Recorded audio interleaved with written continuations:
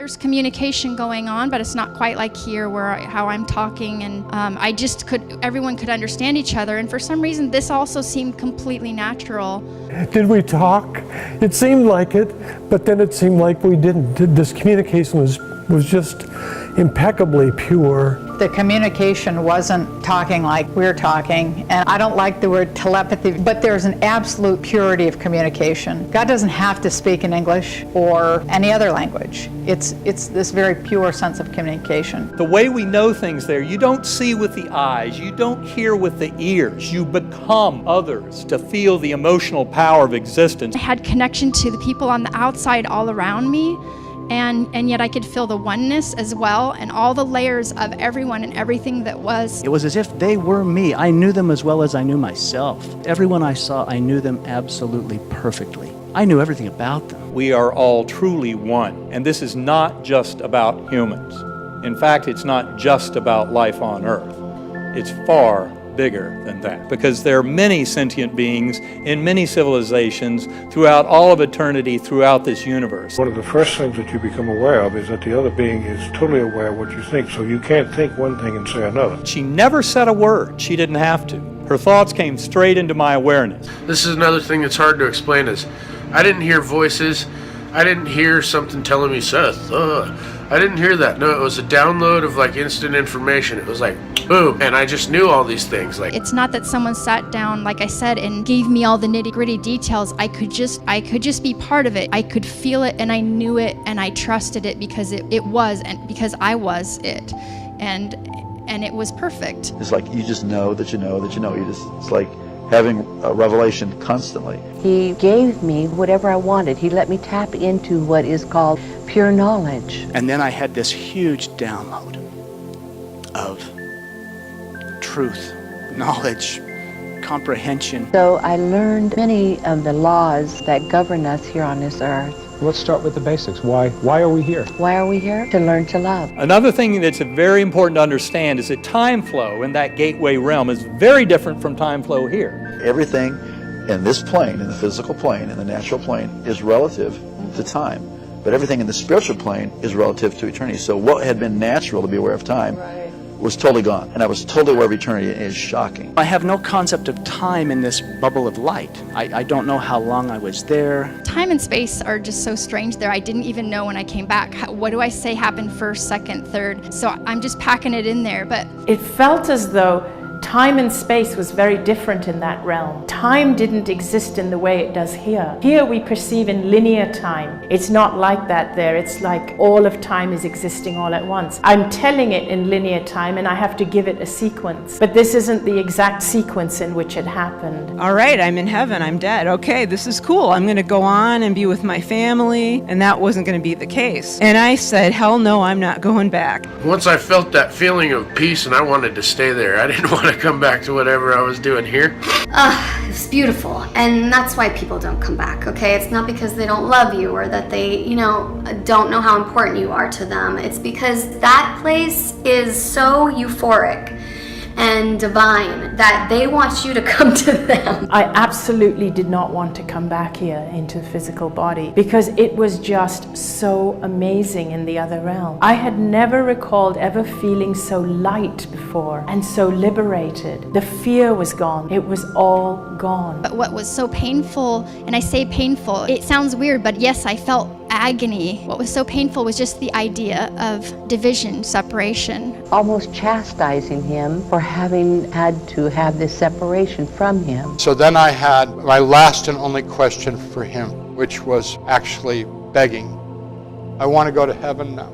Because he'd shown me heaven, he'd talked to me about heaven. I wanted to go there and be there. Because it's like where you want to be. It was very difficult. I actually told him I was not going to come back. But he You said refused Jesus? I know, but he's a loving person. And yes, I did. I threw myself down and I said, no one here is going to make me go back. I had no desire to return. I wasn't coming back. I did what I thought was most reasonable at the time, which was say, no, I'm not going back. I'm here. You can't make me. And don't get me wrong, I have a great life. I love my husband. I love my children more than I could ever imagine loving something on earth. But all of that paled in comparison to God's love. Wow. My biggest frustration in the past 30 years is my inability to articulate the love of Jesus. I don't have the vocabulary. And of course, so many who have had near-death experiences and shared death experiences and other similarly spiritually transformative experiences know exactly what that's all about, that unconditional love. If I were able to articulate that, it would really be quite life-changing for all of us. Even if all they do is touch briefly that unconditional love, it changes their life forever. And I have tried, and I can't do it. How do you describe the love of God? It's unconditional love. It's not based on who you are. It's based on just the fact that you and I are the creation of God, and He loves us. He loved me, and I could hardly... I told myself I wouldn't cry this time. You know what?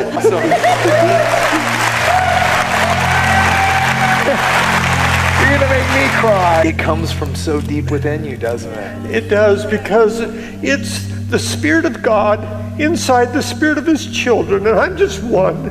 And when we get out of the way and we let the Spirit of God in us, then we can reflect His light and His love and His life in this world. It became very clear to me how it can be true that God actually knows each one of us, loves each one of us as though we're the only one, and has an incredible plan for our lives. And that to me was very profound, because it's something I had struggled with a little bit beforehand. He proceeded to show me my life and how it interacted with other people. It was especially important that I see the effect that I had on other people. I went through what was called a ripple effect, and this ripple effect was like a life review, showing that what you do to others is going to come back to you. Not only will the pain that you cause them ripple back to its creator, you, but the pain that others create in other people because of what you've done to them.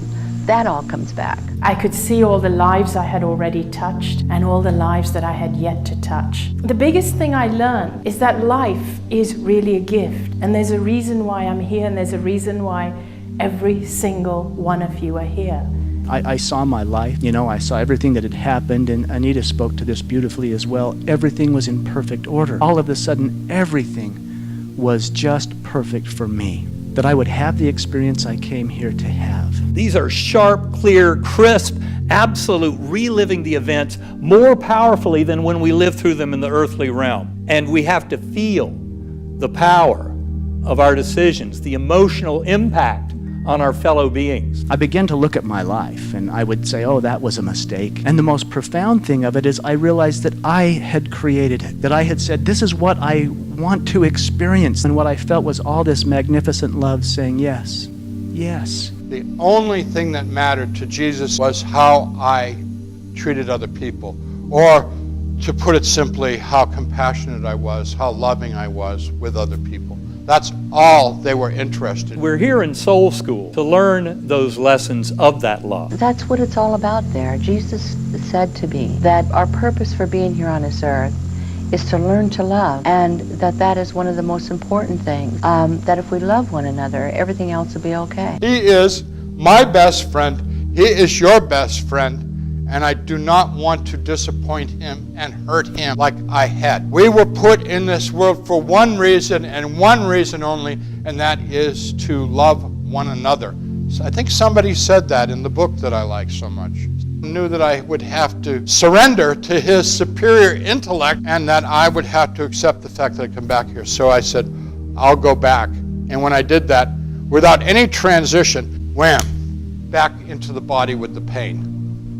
And it was quite overwhelming. Now, when I did come back, my brain was wrecked. No words, no language, no recognition of any of those beings around the hospital bed. My mother, sisters, son, absolutely no clue what this universe was. But I knew where I'd been. I just know that I experienced something incredible, and that it was a very real place. Now I feel like that this is temporal. The people who are watching are temporal. The places where they live are temporal. It's all passing. We know that. We don't get to stay. I've been to the place where you go, and because I've been to that place, now this seems so utterly temporary. What do you think that was? Because you're a doctor. I don't really know. I'm a cynic. I went back through my medical records because I just thought this can't be true. I was being given some really great narcotics or some medication that would explain things away, but I really wasn't. Other than antibiotics, I didn't receive any. Another interesting thing is the memories do not fade. Often after I give a talk like this, I'll have people come up to me, people who have had a profound near-death experience that they remember very vividly, even though it occurred in the 1920s. They remember it to this day. These memories don't fade. They are not brain-based memories. They are not hallucinations, drug effect, dream states. This is reality. I told him it was way too real to be real, because it was. And to me, that meant it had to be a trick of the dying brain. But after many, many months and going over all this with my doctors and everything, we came to realize, well, it was way too real to be real because it really happened. But it didn't happen in my brain, and it didn't happen in the physical universe. It was a much deeper clue about the nature of all existence, and in many ways confirmed tens of thousands of other near-death experiences and other spiritually transformative experiences, not to mention the writings of religious prophets and those writing about the afterlife going back thousands of years. We're all talking about the same thing. So he looked at me and he said, "How do you know my name?" And I said, "Aren't you the one that took the fluid out of my lungs in the middle of the night?" And he said, "Yeah, but you were in a coma. How would you know that?" And when he left the room, I said to my husband, "Isn't he the one that said to you that my organs are shutting down and I won't make it through the night?" And my husband said, "Yeah, but he didn't say that in this room." Apparently, the conversation had taken place 40 feet down the hallway and the door had been shut. So he set up these little speakers by my bedside, and I wanted to listen to Dancing Queen by ABBA over. It's such a happy song. And so I was in my bed just shaking and listening to Dancing Queen over and over. And finally, one of the nurses came in and she said, "The families of the other patients are complaining. You're causing a disruption in the intensive care unit." The nurses have always understood. ER nurses, hospice nurses, ICU nurses, they see things when patients leave this world that have no explanation if you buy into that simplistic birth to death and nothing more. You know, the brain creates consciousness. So the nurses have always gotten it. Luckily, the chaplain said it was real. I see this all the time. Believe that it was real. You started to die on the road when you were hit by the car, and you died on the operating table, and you went to heaven. That was her word for it. And that's when I started to realize, oh my God, this is really real. All this stuff is real, and I've been denying it my whole life. And I realized right then that everything that I had believed as an adult was wrong. This is reality. This is all about science and spirituality converging. They're far more powerful together. The day science begins to study non-physical phenomena, the phenomena of consciousness, soul, spirit, it will make more progress in 1 decade than in all the previous centuries of its existence. Tesla was a brilliant scientist, and he was absolutely right. So for me, it was beyond just beautiful, because my life before the experience, I struggled with looking out in the world. It just seems so chaotic. I get that God's in charge, but it just doesn't seem sensible enough that any being should be able to do it this way. And so in my experience, to be within this order and see there was so much order, it was beyond anything I could imagine. At every level, everything was interconnected and yet special at the same time. When I was out in the universe, I had this understanding that the way everything worked in the universe was almost as if there was like a big clockwork thing going on in this order that was in the universe. I knew that there was nowhere that it wasn't. Even if there's a tiny bug going across the room, I knew that that was within this beautiful order. I had this connection to the smallest part of me that was like the little ego, or whatever we want to call it, and even like my animal nature. And I had this connection also to part of me that's just soul. And then I had connection to the people on the outside all around me. And yet I could feel the oneness as well, and all the layers of everyone and everything that was.